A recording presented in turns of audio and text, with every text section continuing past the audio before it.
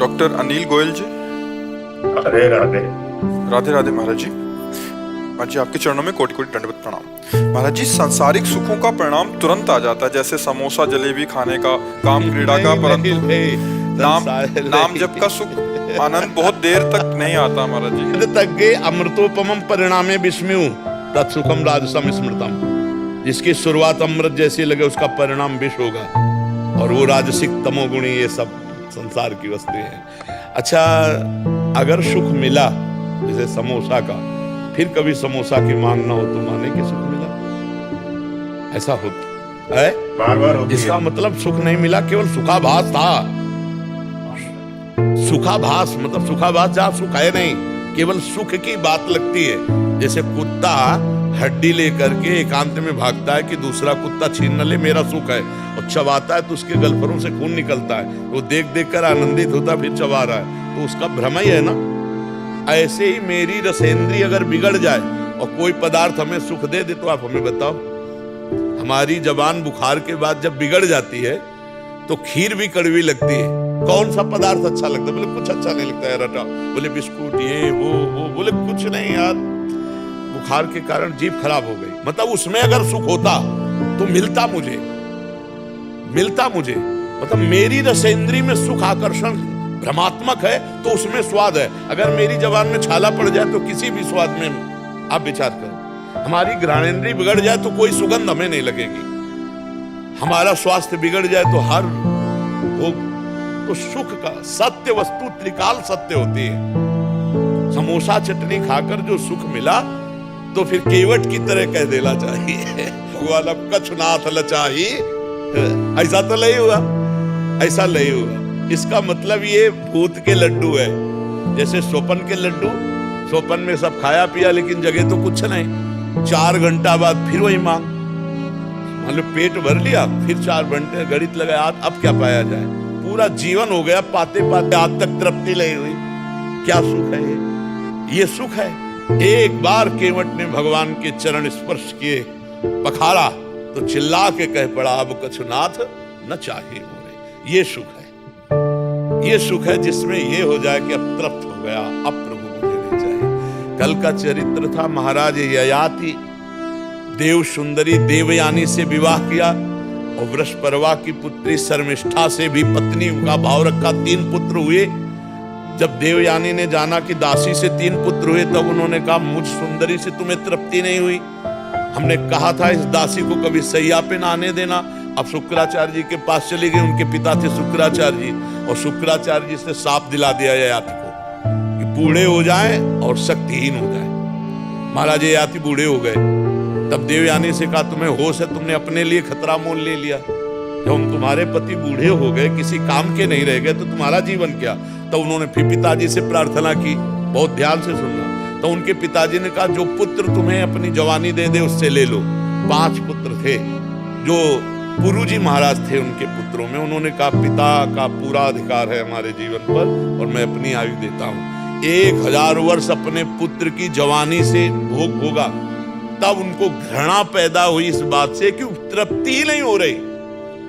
तब उन्होंने कहा एक पुरुष को संसार के सब भोग दे दिए जाएं जो भगवान से विमुख है, तो भी उसे तृप्ति नहीं हो सकती। सुख तो भगवान सुख सिंधु के नाम में, रूप में, लीला में धाम है, जो हम प्राप्त करके ऐसा लगने लगता है कि अब कुछ नहीं चाहिए, हृदय से आने लगा कुछ नहीं। ये सब घृणास्पद दिखाई देते हैं। कौन सुख अच्छा बताओ अच्छा है? जबान में मिठाई खाओ और तुरंत उल्टी कर दो, फिर देखने लायक नहीं रहेगी। और अगर पेट में रुक गई तो ऐसी गंदी चीज निकलेगी पूछो मत। मल बढ़िया जूस पियो, थोड़ी देर में पेशाब बन करके गंदा निकल जाए। ये फैक्ट्री है मलमूत्र बनाने की। अच्छा, भोग में कौन से सुख? वही मलमूत्र के द्वार है। कौन सी ऐसी बात है जो सुख वाली है? हमें बताओ। ये केवल भ्रम है। सुख तो आपका स्वरूप है, सुख भगवान का स्वरूप है। ना आप अपने स्वरूप को जानते हैं, अपने को स्त्री पुरुष मानकर व्यवहार कर रहे हैं, और ना भगवान की याद है, इसीलिए संसार अच्छा लग रहा है। अगर भगवान की याद आने लगे तो फिर नहीं खान पान ते भावे है, नहीं कोमल वसन सुभावे है, सब विषय लगे ते खारा है, हरियासिक का मग न्यारा है। ये भ्रमात्मक सुख है। देखो, सुख तो आप फिल्म में भी लेते हैं, पैसा दे के 3 घंटे बैठ के फिल्म में सुख लेते हैं। क्या सुख है आप हमें बताओ? सूंघने का, खाने का, चखने का, बोले देखने का।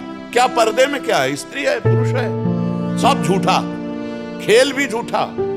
झूठे खेल को पैसा दे के 3 घंटे सुखपूर्वक, एकाग्रता पूर्वक देखते हैं। हमारी इतनी ज्ञान शक्ति है। झूठे में झूठा, फिल्म क्या है? झूठे में झूठा, और उसको हम पैसा दे के 3 घंटे समय बर्बाद करके आनंद लेते और बड़े मौत से निकलते। 3 घंटे अमुक फिल्म देखी। अब ऐसे बुद्धिमान को क्या निर्णय कराया जाए कि सुख किसे कहते? जो झूठे केवल चित्रों में 3 घंटे मन लगा सकता है, वो कहीं भी फंस सकता है। जो विवेकवान है वो ऐसे झूठे सुखों को स्वीकार।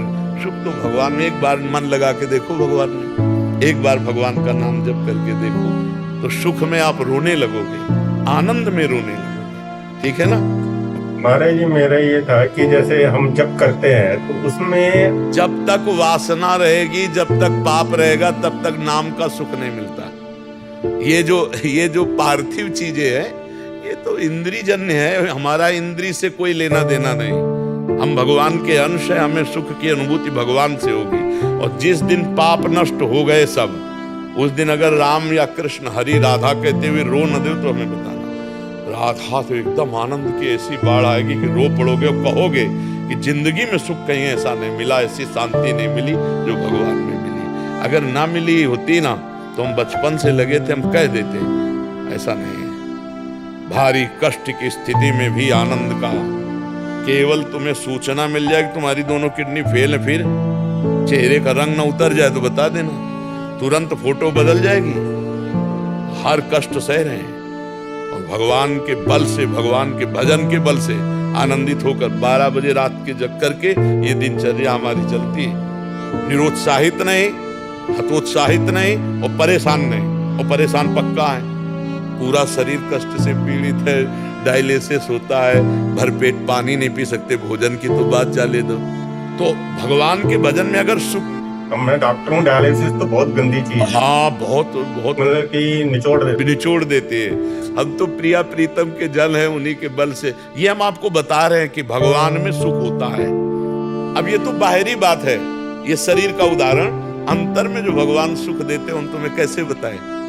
और मिलता है, देर में मिलता है, बहुत वैसे तुरंत ही मिलना शुरू हो जाता है। जैसे आप कई दिन के भूखे हो और आप एक कवल पाओ तो क्या आपको तृप्ति होगी? नहीं, जलन होगी। जब आधा पेट हो जाओगे तब आपको लगेगा आह। पर वो आह तो पहले ही कवल से शुरू हो गया था, तृप्ति तो पहले ही कवल से शुरू हो गई थी। पर अनुभव होगा जब आधा पेट हो जाओगे, कई दिनों के भूखे। तो जन्म जन्मांतरों से भगवदानंद के भूखे हम, अब जब हम शुरू करते हैं राधा राधा राधा, तो ना अच्छा लगता है, एक जलन सी लगती है। अब जब कम से कम 24 घंटे में 12 घंटे अधपेट राधा राधा राधा, तो देखो भी नशा छा जाएगा, आनंद मगन हो जाओगी। और ये लोग कितनी देर टिकोगे? अब जाना है, अब कहाँ जाना है पता नहीं है। सोचो, कोई अपना नहीं है, वहां पैसे का दम नहीं चलता, और जो पैसे कमाए सब बैंक बैलेंस यही रह गया। इसलिए समझ लो कि नाम ही तुम्हारा साथी है। तो राधा राधा जप लो, स्वाद मिले चाहे न मिले, आगे चलकर ये परमानंद प्रदान करेगा, सुख प्रदान करेगा।